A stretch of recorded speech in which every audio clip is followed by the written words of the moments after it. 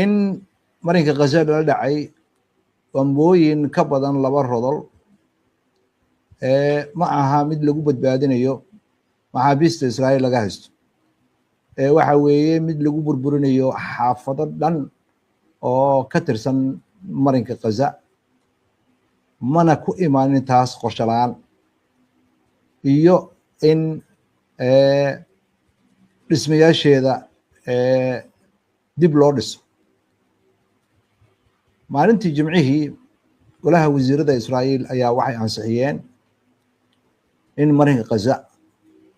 ciidanka Israa'iil ay la wareegaan si rasmi ahna ay u soo afjaraan waxa lagu tilmaamay xasuuqa ay meesha ka wadaan. qorshahan ayaa wuxuu ogolaanayaa Israa'iil in ay si olakaca u wado hawshan marka koowaad in ay burburiso marinka Gaza oo waxay 2 sano la soo dhaafay dagaalka ay waday ayay ku burburinaysay, in ay dadka baahi ku disho, in ay dib u qabsato marinka Gaza iyo in ay dalbato in ururka Xamaas meesha laga saaro, ugu dambeyntiina in ay isir safayn ku samayso dadka Falastiiniyiinta oo aynan yeelan saameyn siyaasadeed iyo mid iska caabintoona. riyadaas weeye Israa'iil waxa ay muddada dheer ku taageersay inay samayso Israa'iil weyn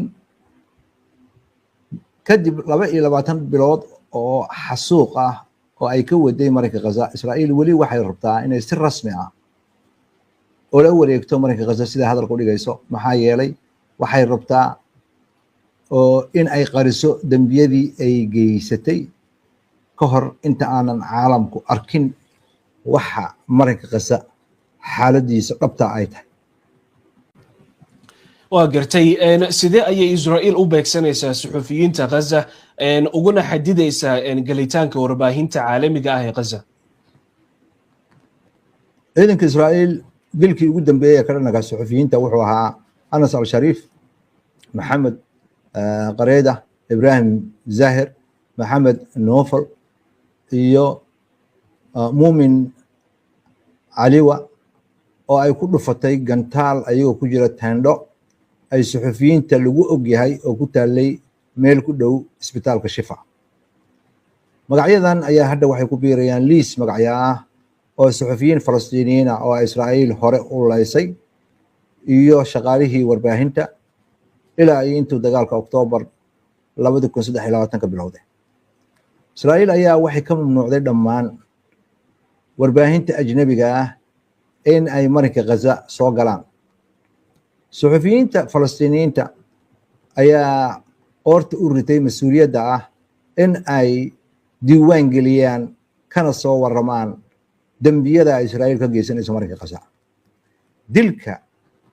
loo geysanayo suxufiyiinta ayaa waxay fariin u tahay dadka Falastiiniyiinta ee